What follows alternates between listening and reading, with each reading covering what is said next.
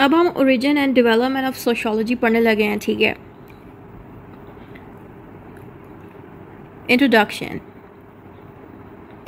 Sociology is study of society, human behaviour and social interactions.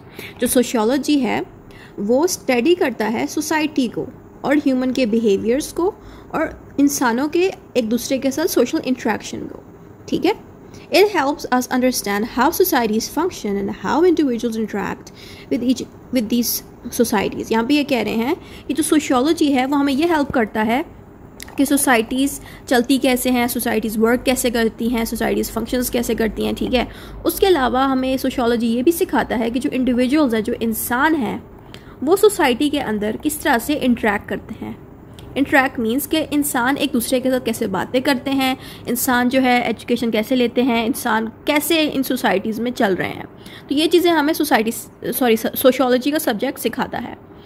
Different sociologist put their knowledge in understanding societies and given us their knowledge through different theories they make. यहाँ पे ये कह रहे हैं कि different sociologist यानी कि जितने भी सोशियोलॉजिस्ट आए थे उन सब ने सोशियोलॉजी को स्टडी किया, ठीक है, और सोसाइटीज़ को अंडरस्टैंड किया कि सोसाइटीज़ वर्क कैसे करती हैं। और इन्हीं सोशियोलॉजिस्ट ने कुछ थ्योरीज बनाई जिनको पढ़ने से हमारे तक सोसाइटीज़ की नॉलेज आई कि सोसाइटीज़ बनती कैसे हैं, और इन्हीं थ्योरीज की वजह से सोशियोलॉजी बना। Derivation of the word sociology. The word sociology is derived from the Latin word socius, that means companion, and derived from the Greek word logos, that means study of. Thus, socios logos means study of companionship. तो जो ये sociology का word है ये दो words से निकला है, एक है सोकस, दूसरा है लोगस। सोकस जो है लैटिन वर्ड से निकला है और लोगस जो है ग्रीक वर्ड से मिला है। यानी कि सोशियोलॉजी एकदम नहीं बना, बल्कि ये दो लैटिन और ग्रीक से, इन दोनों वर्ड से हमारे तक सोशियोलॉजी का वर्ड बना, ठीक है। और सोशियोलॉजी का मतलब है study of companionship. Companionship means कि इंसानों के साथ इंटरेक्शन कैसे हुआ और इन दोनों के इंटरेक्शन करने से सोसाइटीज़ कैसे बनी, इसको हम सोशियोलॉजी कहते हैं। Origin of the word sociology. French सोशियोलॉगी ओरिजिन जो है फ्रांस में इसका हुआ, यानी कि फ्रेंच के वर्ड से हुआ। फ्रेंच में सोशियोलॉजी को सोशियोलॉगी कहा जाता था और इस सोशियोलॉजी का यूज़ फर्स्ट टाइम हुआ था 1843 में। Interpretation of the term sociology. Sociology जो है वार्डन ग्राहम समनर ने डिफाइन किया। ये दो बंदे थे, इन्होंने सोशियोलॉजी को डिफाइन किया। Sociology is the science of society. आपको सोशियोलॉजी के बहुत सारी डेफिनेशंस मिलेंगी, बट मैंने उनमें से कोई एक उठा के लिख दी है, जैसे कि मैंने वार्डन ग्राहम की लिख दी। ऐसे आपको बुक में या कहीं पे भी डेफिनेशन मिली, आप अपनी पसंद की कोई भी सोशियोलॉजी की डेफिनेशन लिख सकते हैं, ठीक है। Meaning of the term sociology, यहाँ पे मैंने ये क्या है, सैमुअल की डेफिनेशन लिखी है। सैमुअल एक इंसान है, एक सोशियोलॉजिस्ट है, जिन्होंने सोशियोलॉजी के ऊपर एक definition the. Sociology is science of studying human relationships. यानी कि सैमुअल ये कहता है कि सोशियोलॉजी एक ऐसी साइंस है जो कि इंसानों को स्टडी करता है। इंसानों को किस चीज़ में स्टडी करता है? इस चीज़ में स्टडी करता है कि इंसान सोसाइटी के अंदर किस तरह एक दूसरे के साथ इंटरेक्ट करते हैं, इसको सैमुअल बता रहा है। उसके बाद definition of the term sociology. दूसरी हेडिंग हमारे पास आ जाती डेफिनेशन की, जिसको एन रॉबर्टसन ने डिफाइन किया है, ठीक है। शायद इसका नाम एन है कि एन है, आई डोंट नो, बट मैं इसको एन ही बोलूँगी। एन रॉबर्टसन ने इसको डिफाइन किया है कि sociology is a scientific study of human society and social behaviour. एमन रॉबर्ट ये कहता है कि जो सोशियोलॉजी है वो एक साइंटिफिक स्टडी है ह्यूमंस की, कि ह्यूमन सोसाइटी में कैसे रहते हैं और ह्यूमंस जो हैं यानी कि इंसान सोसाइटी में किस तरह बिहेव करते हैं। ये हमें एन रॉबर्टसन बता रहा है सोशियोलॉजी के बारे में। मैंने बहुत सारी हेडिंग्स दी हैं, इनमें से आप जितनी चाहो लिखो या आप कम भी कर सकते हो, या आपकी अपनी मर्जी है, ठीक है। अगली हेडिंग है early sociologist contributed in the development of sociology. तो जो सोशियोलॉजिस्ट हैं यानी कि जिन लोगों का मैंने नेम ऊपर पढ़ा और जो डिफरेंट सोशियोलॉजिस्ट आते रहे हैं, उन सब ने सोशियोलॉजी को किस तरह से डेवलप किया, लाइक इन लोगों की वजह से सोशियोलॉजी जो है बना, ठीक है। पहला है development in the 9th century. Sociologists existed in the ancient times, but sociology gained prominence in the 19th century. यहाँ पे ये कह रहे हैं कि 19th century से पहले भी सोशियोलॉजी का जो टॉपिक था या जो सब्जेक्ट था वह एग्जिस्ट करता था, पुराने वक्त में भी 19th के पहले भी एग्जिस्ट करता था, लेकिन 19th सेंचुरी के अंदर सोशियोलॉजी को काफ़ी प्रोमिनेंट फिगर समझा गया, यानी कि सोशियोलॉजी को काफ़ी ज़्यादा इंपॉर्टेंस जो है 19th सेंचुरी में मिलना शुरू हो गई थी। लाइक बहुत सारे सोशियोलॉजिस्ट आना शुरू हो गए और मशहूर लोग आना शुरू हो गए जिन्होंने सोशियोलॉजी पे जब स्टडी शुरू किया तो 19th सेंचुरी में वो सारे लोगों ने स्टडी शुरू किया, जिसकी वजह से सब लोगों को पता चला कि सोशियोलॉजी भी एक सब्जेक्ट होता है। ऑगस्टम कॉमेट ये एक ऐसे फिलोसोफर थे जिनके ऊपर आपको कई सारे किताबों में इनका जिक्र मिलेगा। He is often called father of sociology.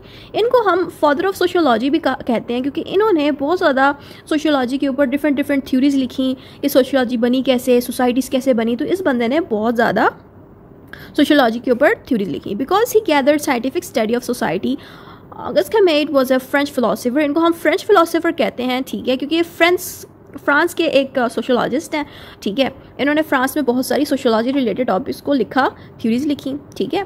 Due to his ideas and theories sociology developed, और इनके आइडियाज़ और थ्योरीज की वजह से जो सोशियोलॉजी है वो डेवलप होना शुरू हो गई, ठीक है।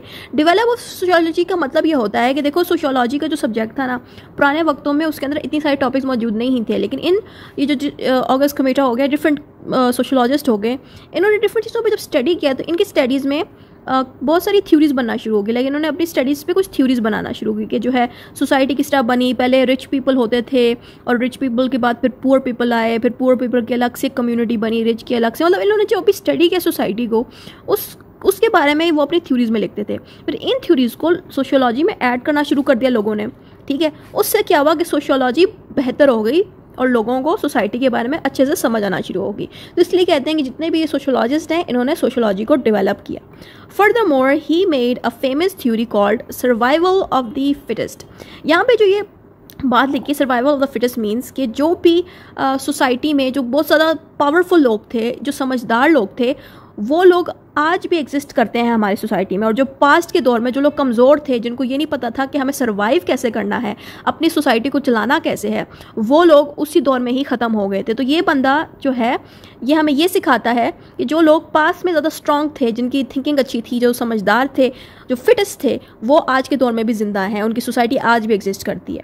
To describe the idea that in the society those who were most fit would survive the upcoming difficulties. ये बात वही है जो मैंने बताई है कि जो ज़्यादा स्ट्रॉन्ग है, समझदार है, वो आने वाले दौर में उनकी सोसाइटी बन जाती है। और जो लोग पुराने वक्त में वीक थे, उनकी सोसाइटी यानी कि उनका कल्चर्स आगे हम तक नहीं पहुंचा क्योंकि उनका दौर उधर ही ख़त्म हो गया। और जो लोग स्ट्रॉन्ग थे, जो दूसरे कल्चर के लोग थे और सोसाइटी के लोग थे जो स्ट्रॉन्ग थे, उनका कल्चर बढ़ गया और आज तक एग्जिस्ट करता है। कार्ल मार्क्स आ जाता है। कार्ल मार्क्स दूसरे सोशियोलॉजिस्ट हैं।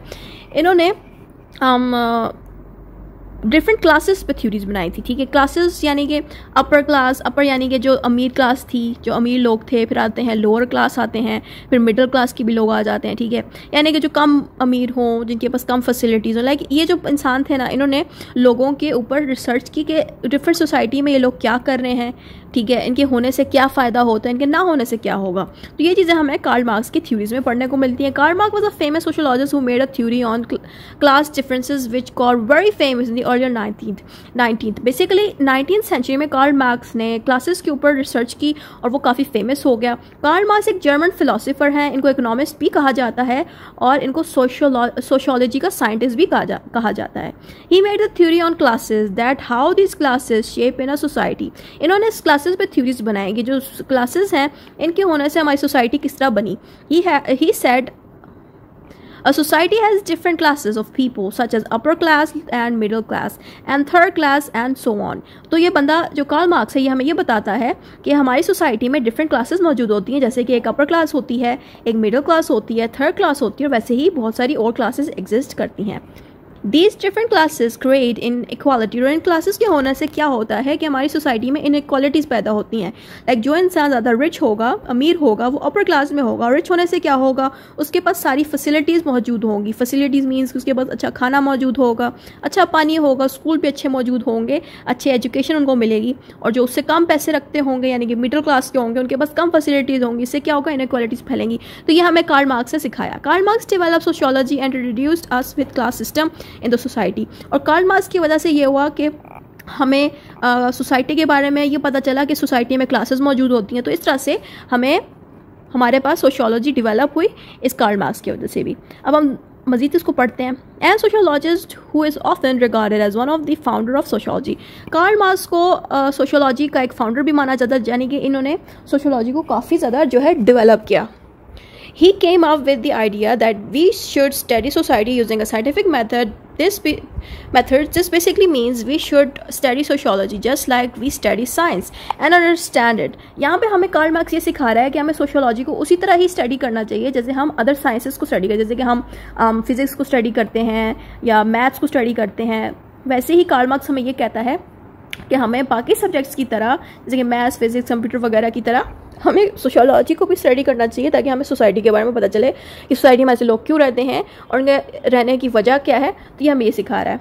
His ideas were the reason that help develop sociology in a more organised and scientific way. और यहाँ पे ये कह रहे हैं लास्ट लाइन में कि कार्ल मार्क्स के आइडियाज़ की वजह से सोशियोलॉजी जो है डेवलप हुआ, और सोशियोलॉजी के डेवलप होने से क्या हुआ कि लोग अब इस सोशियोलॉजी के सब्जेक्ट को साइंटिफिकली स्टडी करते हैं। लाइक हर चीज़ बहुत बारीकी से, अब आने वाले वक्त के जो लोग हैं वो सोशियोलॉजी को काफ़ी बारीकी से यानी कि साइंटिफिकली स्टडी करना शुरू हो गए हैं।